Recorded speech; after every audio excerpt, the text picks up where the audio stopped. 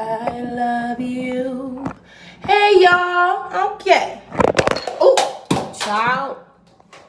Oh, boy. All right, I'm not doing another video, so y'all just gonna have to ignore that part.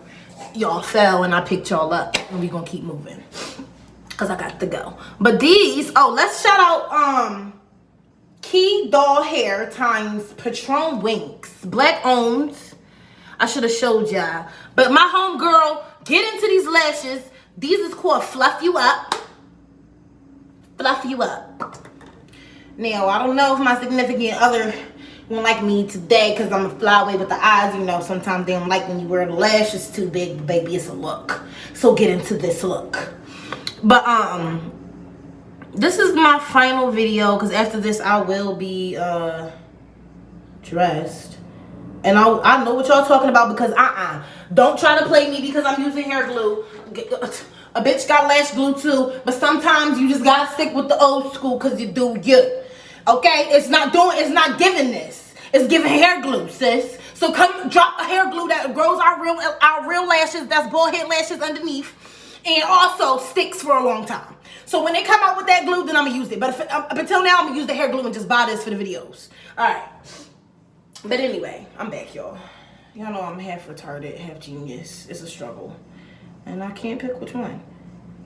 To conclude the final thoughts, until you guys get some feedback, we're gonna let this one cool off and get some error.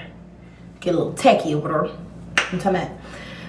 But to conclude the gatherings of these videos, I would like to say that there's a disconnection between being abused and falling in love. And I say that to say this. Oftentimes you may have thought that you were in love, and baby, it may have felt like you were, but it wasn't love. Dig this. I'm gonna tell you something. Hold on, y'all, because it popped on me. It's from the dollar store. Ain't it cute? I got this from the dollar store, y'all. It's so cute. Shout out to Waist Gang L. But seriously though, it's called a trauma bond. That's what that is, y'all. That's not love. That's a trauma bond. Now, a trauma bond is when two traumatized ass broken motherfuckers, it happens to a lot of us, don't even know, it's a poor thing, come together and mutually traumatize each other.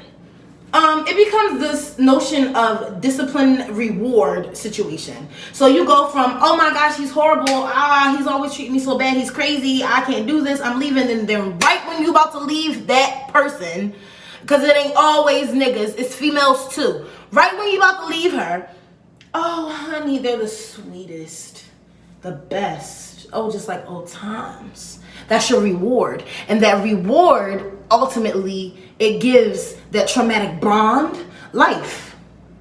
It makes your traumatic bond stronger. Because now you're coaxing the cycle of abuse that you're so used to, that you're like, oh my God, maybe I was just being hard. Oh, maybe I was just being a bitch. He really not like that. He loved me, girl.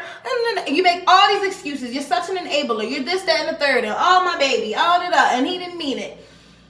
And then you find yourself going through this for years. Okay? Now, what oftentimes we don't realize is that trauma bonds are introduced to us also as children.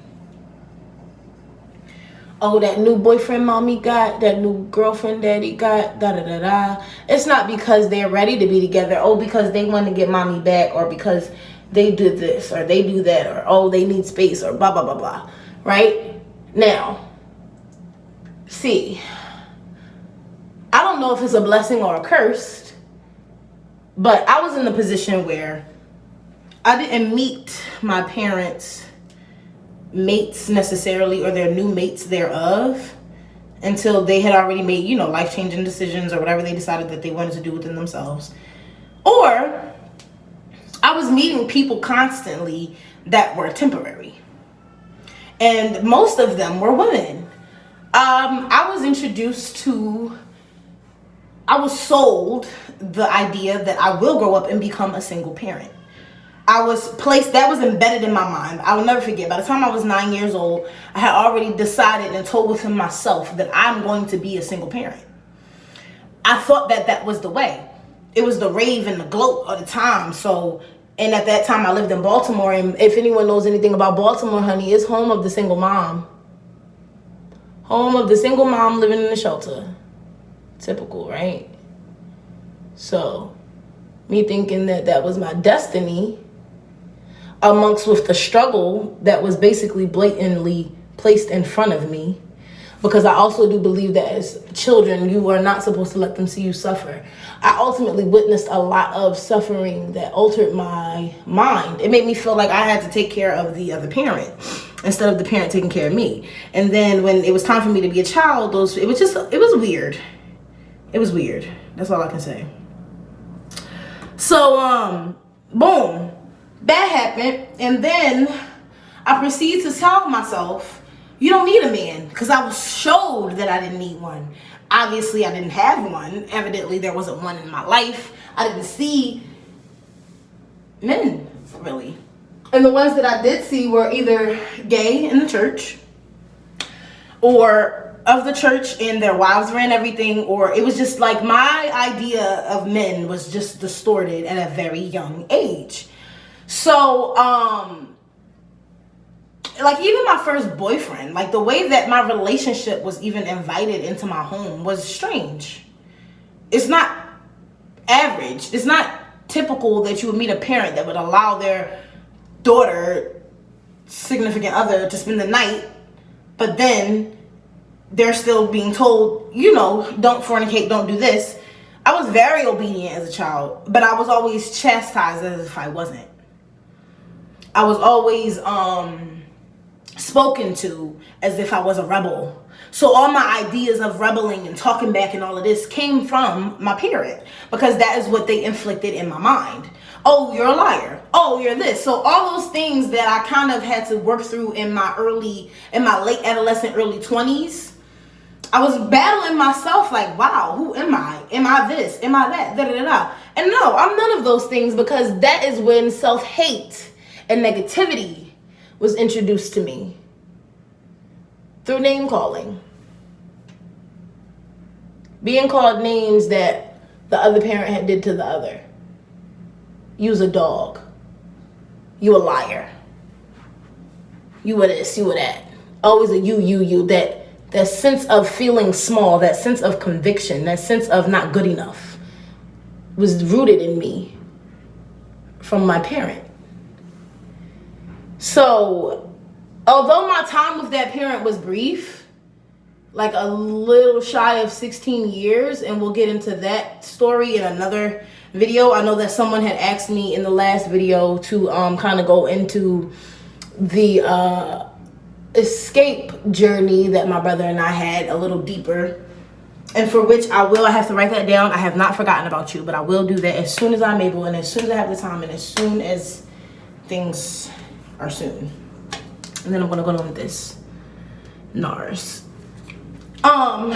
Just to, you know, spruce it up a little bit, you know, back here with the good hair. Okay. But when I say that, I'm meaning, I forgot what I said last. Last thing, all I know is this.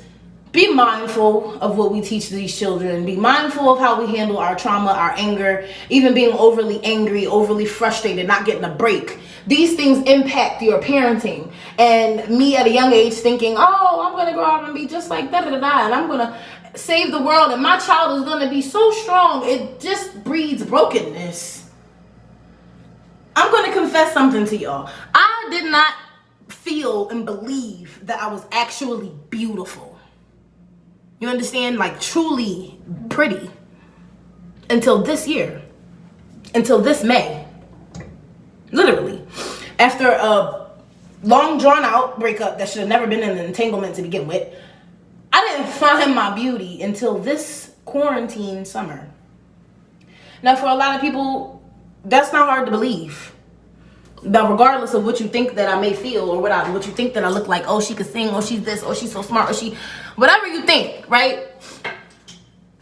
That sense of validation doesn't come from your opinion.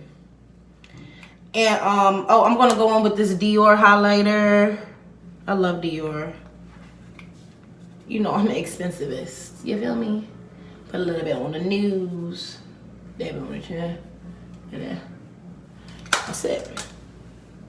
Then, okay, so this is Getting Ready With Me, Acire Love. And I'm gonna sing a song that got me through these hard times.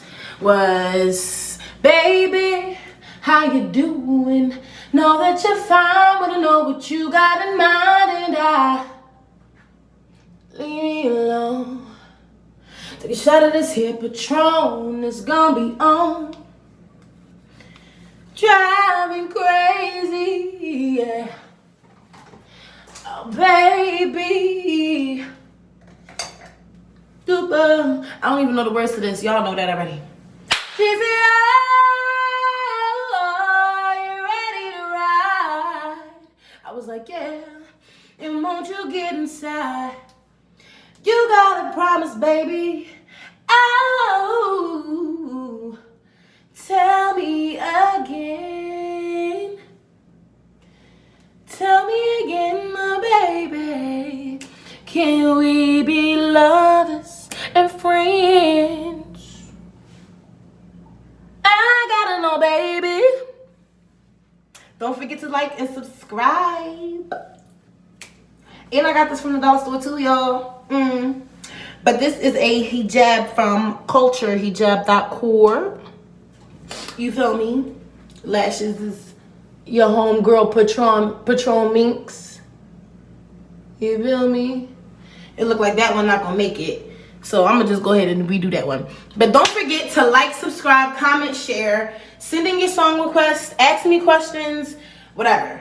Thank you, and ACIRELOVE_.